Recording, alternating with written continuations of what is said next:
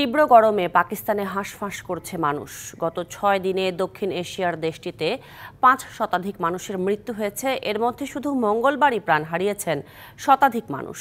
তীব্র তাপপ্রবাহ আগামী সপ্তাহ জুড়েও চলবে বলে জানিয়েছে দেশটির আবহাওয়া অফিস।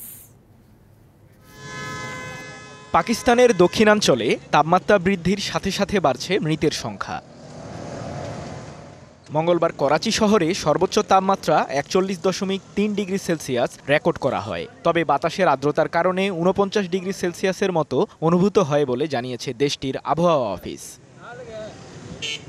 বেসরকারি সংগঠন ইধি ফাউন্ডেশন গেল ৬ দিনে তীব্র গরমে মারা যাওয়া ৫৬৮ জনের মরদেহ হাসপাতালের মর্গে পাঠানোর কথা জানিয়েছে। বিবিসি জানাচ্ছে, এর মধ্যে মঙ্গলবারই মারা গেছেন ১৪১ জন। তবে এদের সবাই গরমে মারা গেছেন এখনই তা নিশ্চিত করতে নারাজ দেশটির স্বাস্থ্য বিভাগ।